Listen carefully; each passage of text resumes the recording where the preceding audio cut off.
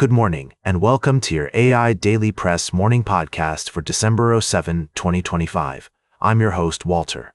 Firstly, the National Park Service has announced changes to its entrance fee-free days, removing Martin Luther King Jr. Day and Juneteenth from the list, while adding June 14th, which coincides with Flag Day and President Trump's birthday. The new policy also introduces an America First pricing approach, charging international visitors an extra 10 at some popular national parks. This decision has sparked controversy, with many arguing it undermines the importance of these dates in American history. In other news, the situation in Gaza remains precarious, with over 13,000 Palestinians killed since the war erupted in October 2022. The ceasefire agreement is facing challenges, particularly regarding the deployment of an international security force and the formation of a new technocratic government. The international community is committed to finding a lasting solution, but a comprehensive and inclusive approach is necessary to address the root causes of the conflict. Lastly, we're following a developing story involving the U.S. Department of the Interior and its handling of hostage exchanges in Gaza. Turkish Foreign Minister Hakan Fidan has expressed concerns over the formation of an international security force, while the UN Agency for Palestinian Refugees has been excluded from US-led talks on the second phase of the ceasefire. These stories highlight the complexities and challenges we face in our world today. As we navigate these issues, it's essential to approach each story with empathy, understanding, and a commitment to fairness and balance.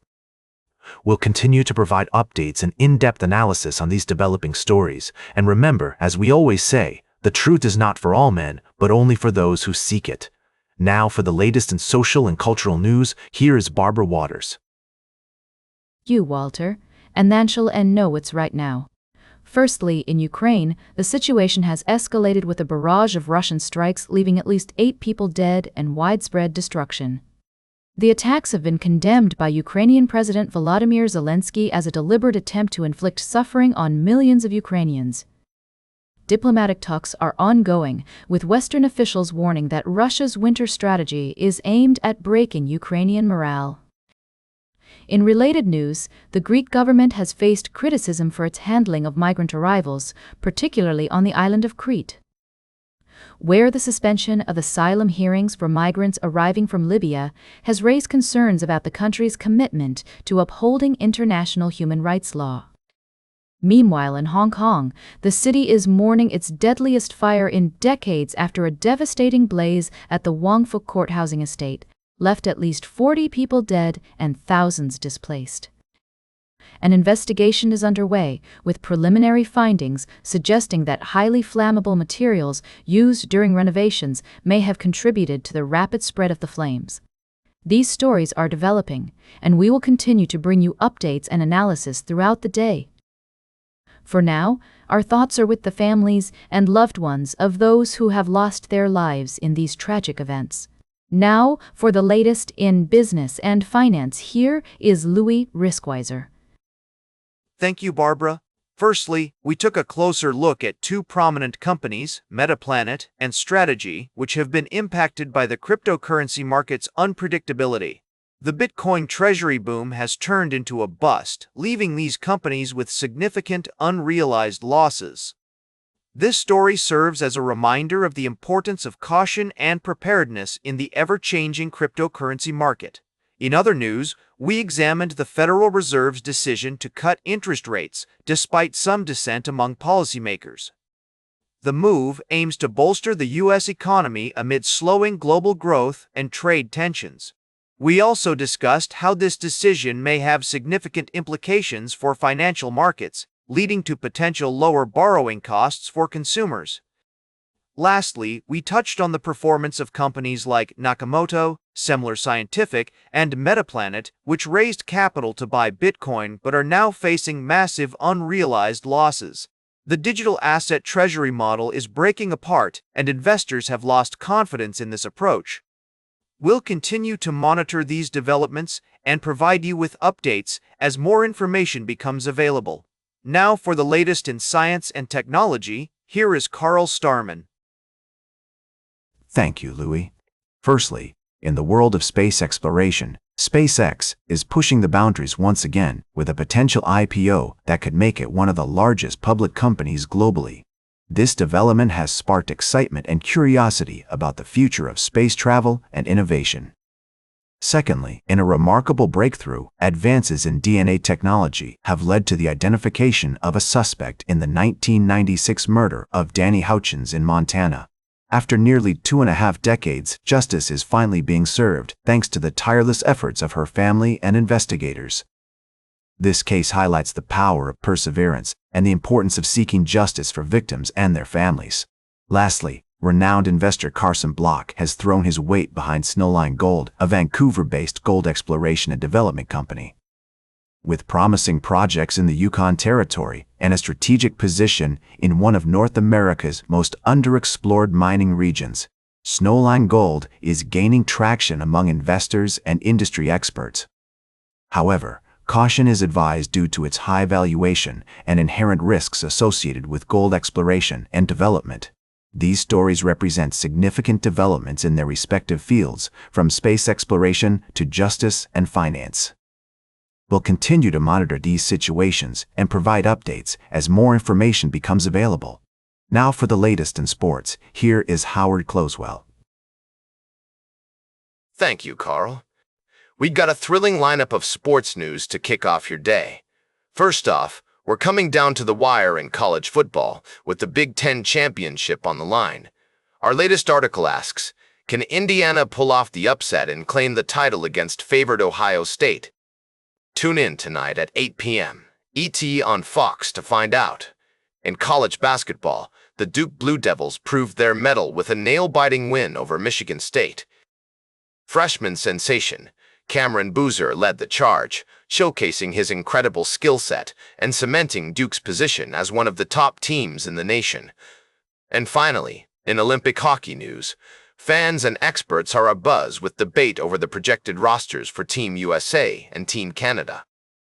With young stars like Connor Bedard and Macklin Celebrini making waves in the NHL, and established greats like Sidney Crosby and Connor McDavid leading the charge for Canada, this year's tournament promises to be an electrifying ride. Now for the latest in travel and human interest, here is Charles Curl. Thank you, Howard. First, we reported on the tribute to Raul Malo, the lead vocalist of the Mavericks, who is battling stage 4 colon cancer. The two-night event at Nashville's Ryman Auditorium brought together an ensemble of musicians to celebrate Malo's life, work, and legacy. Despite his absence due to health struggles, Malo's spirit was palpable throughout the evening, with friends and fellow musicians paying homage to his enduring impact on the music world. In another story, we delved into the world of architecture and design, exploring the philosophy of Tadao Ando, a master of traditional craftsmanship. Ando's passion for hand-drawn sketches and pencil and pastel drawings is a breath of fresh air in an era dominated by computer-aided design. His commitment to preserving traditional skills and techniques serves as a powerful reminder of the importance of human creativity and authenticity. Lastly, we reflected on the story of a community coming together to support one of its own. The Mavericks' tribute to Raul Malo is not only a celebration of his music, but also a testament to the power of camaraderie and friendship in the face of adversity.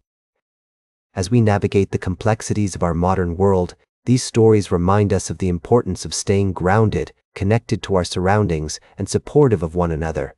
Now for the latest in fashion and entertainment, here is Joan Streams. Thank you, Charles. Oh, honey, get ready for the scoop. I've got the tea on the latest celebrity news. First up, the K-pop world is abuzz after the Asia Artist Awards, where your favorite stars took home top honors. We're talking about the likes of BTS, Blackpink, and EXO, all the big names were there. And let me tell you, the fans are still reeling from the excitement. But that's not all, folks. Over in Bachelor Nation, it's Splitsville for several couples. Colton Underwood and Cassie Randolph, Hannah Brown and Jed Wyatt, the list goes on. It seems like love just isn't lasting in the world of reality TV. And honestly, who can blame them? The pressure is real, people. And finally, Tori Spelling is giving us all a masterclass on how to do divorce right. She and Dean McDermott may be calling it quits after 15 years together, but they're still having family dinners and co-parenting like pros. Now, that's what I call amicable. And can we talk about how Tori still calls him babe after all these years? Girl, I feel you. Old habits die hard. So there you have it, folks, a quick rundown of the latest celebrity news to kick off your day. Now for the latest in nature and environment, here is David at Nature. Thank you, Joan. Our first article took us on a journey to explore the complexities of organ donation and the risks associated with infectious diseases, highlighting the importance of thorough screening and testing in the organ donation process.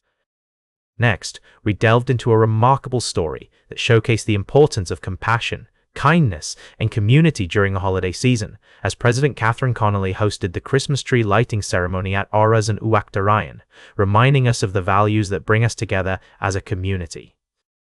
And finally, we examined a rare and intriguing medical case that underscored the potential consequences of not testing for rabies in organ donors, sparking a re-evaluation of current screening protocols.